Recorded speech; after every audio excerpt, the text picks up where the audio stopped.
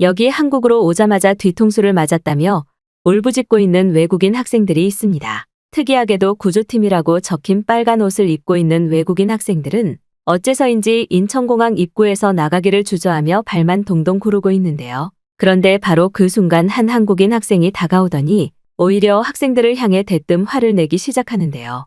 과연 한국을 방문한 외국인 구조팀 학생들에게는 무슨 일이 있었던 것일까요? 안녕하세요. 저는 미국에서 청소년 특수 구조팀으로 활동하고 있는 학생 에드라고 합니다. 어렸을 때부터 소방관인 아버지의 영향을 받아 구조를 전문으로 하는 소방학교에 입학하게 된 저는 그때부터 다른 친구들처럼 공부를 해야 될 시간에 구조에 관한 업무나 지식을 익히며 고등학생이 되자마자 마을의 한 구조센터에 취직하게 되었는데요. 그토록 권하던 청소년 취직 자리였기에 저는 너무나 기뻤지만 이러한 행복은 그다지 오래가지 못했습니다.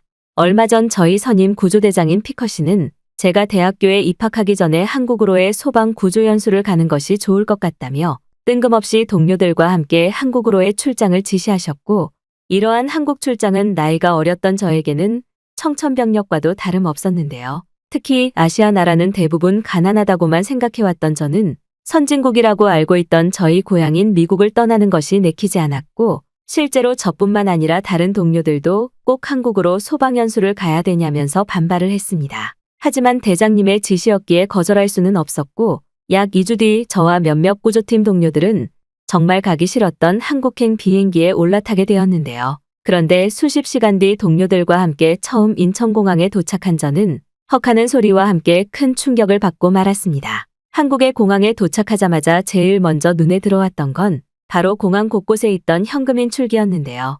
미국의 공항에서는 범죄 피해가 너무 심각해서 청소년인 저조차도 혼자 다니는 것은 힘들고 가족들이 함께 있어도 돈을 뺏기는 경우가 많아서 환전소를 제외하고는 현금 인출기를 찾아볼 수가 없는데 특이하게도 한국의 공항에는 1m 거리마다 인출기가 있는 것 같은 느낌이 들었습니다. 저뿐만 아니라 다른 동료들도 한국이 후진국 중에서도 위험한 나라 아니었냐면서 당황하는 눈치였고 심지어 몇몇 동료들은 거대한 규모의 인천공항을 보더니 어째서인지 미국보다 한국이 더 잘 사는 나라인 것 같은데라며 깜짝 놀라는 반응을 보이기도 했습니다. 한참 동안 거대한 규모의 쾌적한 공항을 구경하던 저는 곧바로 소방연수 장소로 도착해야 된다는 생각에 휴대폰을 살펴보았고 아니나 다를까 저희가 연수를 받을 소방대의 한국인 직원분께서 기차를 타고 오라는 메시지와 함께 탑승 지도를 보내놓으셨더군요. 그런데 한국에서의 놀라움은 여기서 끝나지 않았습니다. 저와 친구들은 당연히 공항에서 택시를 타고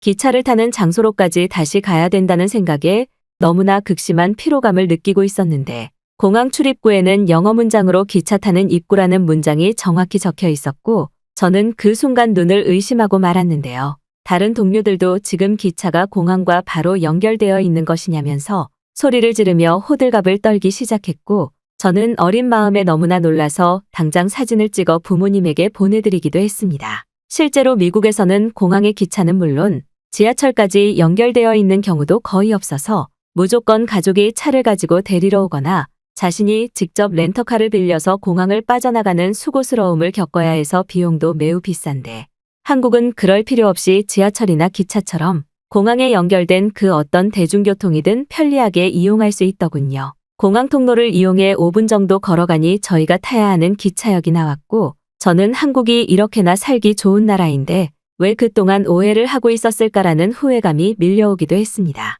그런데 잠시 후 한국인 직원분이 보내준 휴대폰 티켓을 받아들고 기차에 올라탄 저는 올라타자마자 보이는 신기한 시설물에 크게 당황하고 말았는데요. 놀랍게도 기차 출입구에는 누가 봐도 자판기처럼 생긴 시설물이 운영되고 있었고 심지어 자판기 내부에는 단순한 과자와 음료수부터 시작해 수면 안대와 보조 배터리라는 보면서도 무엇인지 감이 오지 않는 신기한 물건들이 판매되고 있었습니다. 특히나 미국의 현금 결제 자판기와 다르게 한국은 카드 하나로 자판기 내부의 물건을 전부 살 수 있었고 다른 동료들도 카드 결제가 되는 무인 자판기를 보더니 어떻게 이게 가능하냐면서 좌석에 앉지도 않은 채 한참 동안 자판기를 살펴보기 시작했는데요. 저와 동료들은 조금 고민을 하다 온열 수면 안대라고 되어 있는 물품을 구매해 보기로 했고 너무나 편리하게 카드로 결제가 가능한 것은 물론 디지털 가격표와 안내문이 영어로 바뀌는 모습에 이게 진짜 디지털 선진국이구나라는 큰 충격을 받기도 했습니다.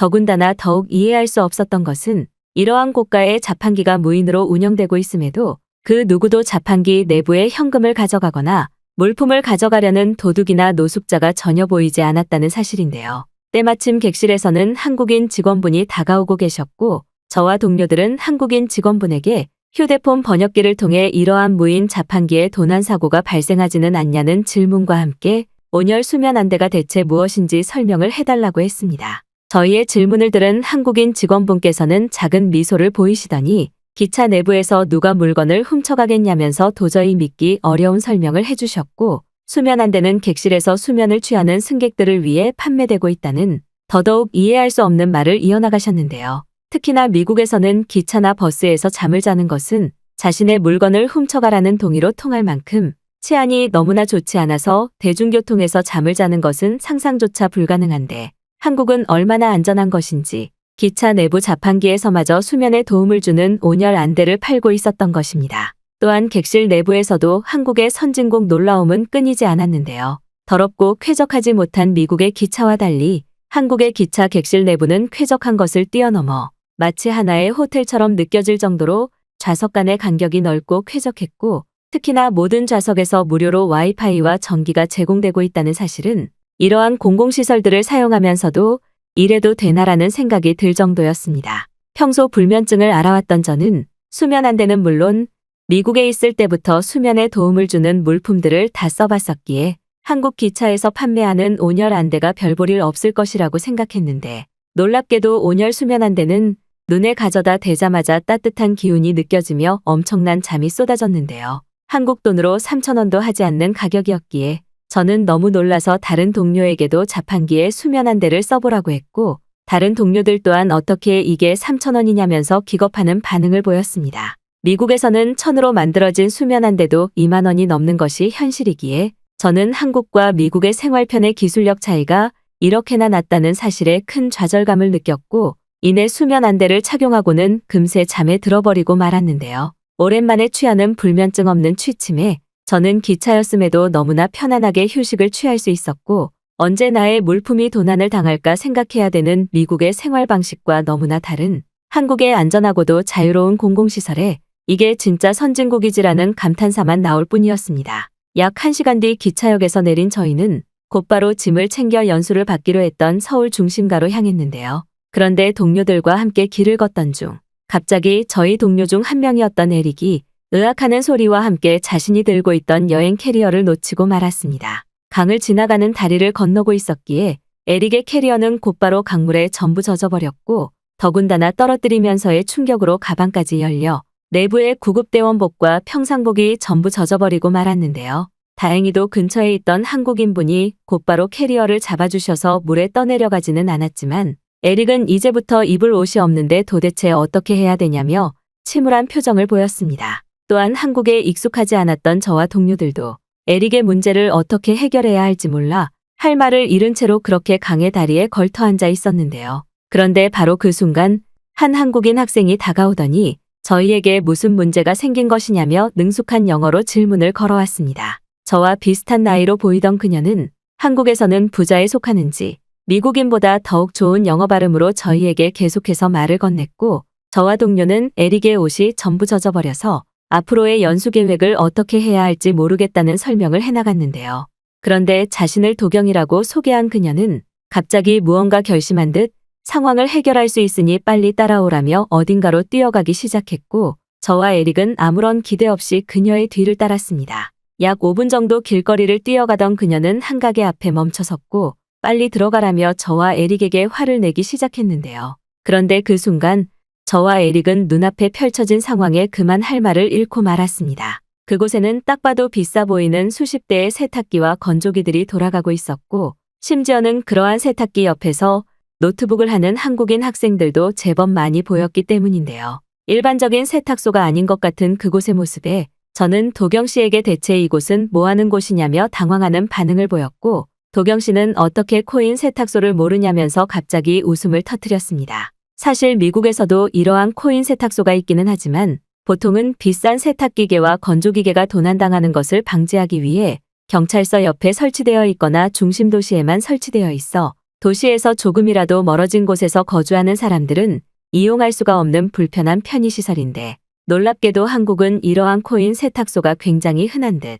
내부에도 그렇게 사람이 많지는 않았는데요. 심지어 더욱 놀라웠던 것은 코인 세탁소 내부로 들어갔을 때였습니다. 세탁소 내부에는 너무나 평범하게 와이파이에 비밀번호가 적혀 있었고 저는 곧바로 도경 씨를 향해 어떻게 세탁소에서 와이파이가 되냐면서 호들갑을 떨기 시작했습니다. 저뿐만 아니라 동료였던 에릭 또한 젖은 옷을 건조기에 돌릴 생각은 하지 않고 곧바로 무료 와이파이를 사용하기 위해 휴대폰만 쳐다보기 시작했고 도경 씨는 그러한 저와 에릭의 모습을 보며 미국에는 공용 와이파이가 없는 나라냐면서 황당하다는 듯한 질문을 걸어왔습니다. 선진국이라고 생각했던 미국은 한국과 비교해서 너무나 열악하고 기술적으로 부족한 나라처럼 느껴졌고 세탁소 내부에서마저 무료 와이파이를 사용할 수 있다는 사실은 미국인인 저와 에릭에게 신세계 그 자체처럼 느껴졌는데요. 또한 더욱 신기했던 것은 코인 세탁소의 요금과 쾌적함이었습니다. 보통 미국에서는 코인 세탁소 내부가 범죄자들이나 노숙자들의 거점처럼 사용되는 경우가 많아서 세탁기 내부도 그만큼 더러운 것이 일반적인데 한국의 코인 세탁소 내부는 세탁기와 건조기들이 자동으로 세척이 가동되는 깨끗한 시스템과 함께 세탁기의 오염도를 눈으로 확인할 수 있는 디지털 계기판마저 편리하게 외부로 확인할 수 있었는데요. 신기하게 세탁기와 건조기를 지켜보는 저와 에릭의 모습이 답답했는지 도경 씨는 빨리 캐리어에 옷을 꺼내서 세탁기에 넣어보라며 재촉했고 저는 그러한 도경 씨의 말이 이해가 되지 않았습니다. 미국에서는 아무리 빨리 세탁소에 옷을 맡겨도 최소 하루가 걸리는 것은 기본이라 저와 에릭은 어차피 이미 늦은 거 코인 세탁소의 내부를 구경하려고만 했기 때문인데요. 그런데 놀랍게도 도경 씨는 저희 말에 무슨 소리냐며 당황하는 모습을 보이더니 1시간 이내로 세탁부터 건조까지 전부 자동으로 완료가 된다는 믿을 수 없는 말과 함께 기다리는 동안 옆에 있는 카페에서 공용 노트북을 하며 시간을 보내면 된다는 충격적인 말을 이어나갔는데요. 저와 에릭은 어떻게 코인 세탁소가 1시간 만에 가능하냐면서 계속 같은 질문을 건넸고 실제로 세탁기에 옷을 넣고 시간을 확인하자 30분이라는 믿기 어려운 숫자가 떠 있었습니다. 심지어는 이러한 코인 세탁소를 이용하는데 2,000원이라는 비용밖에 소비되지 않는 것은 청소년이어서 가난한 에릭과 저에게 안성맞춤이었고 에릭은 한국처럼 살기 좋은 인프라를 갖춘 나라는 거의 없을 것이라며 깜짝 놀라더군요. 또한 더욱 충격적이었던 것은 세탁소 내부에 함께 설치되어 있던 일종의 카페였습니다. 모든 과자와 커피가 무료로 제공되는 것은 물론 공용 노트북까지 함께 사용할 수 있었음에도 그곳에 있던 그 어떤 한국인들도 제공되는 공용 물품을 훔쳐가지 않았는데요. 만약 미국이었다면 무료로 제공되던 과자는 물론 노트북은 5분도 되지 않아 전부 사라졌을 것인데 저는 이러한 높은 시민의식을 가진 한국인들의 모습을 믿을 수가 없었고 그동안 미국에서 살아왔던 삶들이 후회되기 시작했습니다. 영상통화로 부모님께 신기하고도 시민의식이 높아 보이는 한국의 코인 세탁소를 보여드리니 저와 똑같이 당황하는 반응을 보이셨고 아버지께서는 한국으로의 이민도 고민해봐야 되겠다면서 진지한 표정으로 세탁소 내부를 관찰하시더군요. 약 1시간 후 에릭에 젖어있던 옷은 깨끗하게 세탁되어 건조까지 완료되었고 코인 세탁소에서 시간을 많이 절약한 덕분인지 늦지 않게 소방연수에도 도착할 수 있었습니다. 다른 동료들 또한 살면서 저런 멀티플렉스 시설처럼 느껴지는 코인 세탁소는 처음이라며 자신들의 SNS 계정에 한국에 대한 게시물을 올리기 시작했고 놀랍게도 미국에 있던 친구들은 폭발적인 반응을 보여주며 당장 한국으로 여행을 가고 싶다는 댓글이 달리더군요. 그런데 선진국 한국에서의 신선한 충격은 바로 이때부터 시작되었는데요. 소방연수를 받기 위해 한국의 소방서에 도착한 저와 동료들은 곧바로 원래 임무였던 구조팀의 역할에 대한 수업을 듣기 시작했고 그 순간 비상경보음이 울리기 시작했습니다. 시간이 부족하니 곧바로 수업을 진행하자던 소방서 직원분은 저희에게 잠깐 기다리라며 출동을 갔다 오겠다고 했고 그 순간 저와 동료들은 어안이 벙벙했는데요. 보통 미국에서는 경찰이나 소방관을 부르면 보통의 출동 시간에 5시간이 걸리는 것은 기본. 출동을 하기도 전부터 비용을 측정하고 출동을 하는 것이 기본인데 어째서인지 한국의 소방서에서는 시민의 위급한 상황이 발생하자마자 출동을 하셨기 때문입니다. 소방서에 남아있던 직원분께서는 지금도 늦은 출동이라며 시민의 안전이 급선무라고 했고 그 순간 저는 모든 것이 돈으로 통하는 미국에서의 공공시설 인프라에 기겁하고 말았는데요.